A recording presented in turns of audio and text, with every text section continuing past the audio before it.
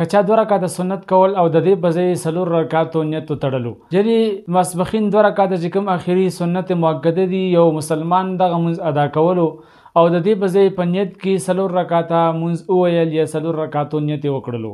نو آیا اوس به دغه مسلمان څه کوي؟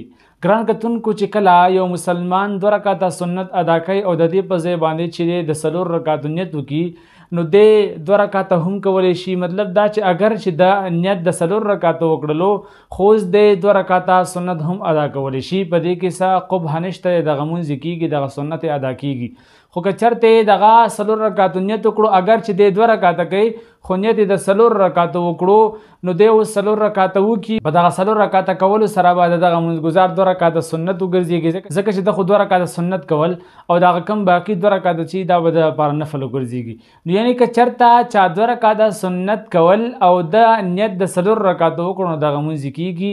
په دې کې څه قبح او څه حرج نشته دی.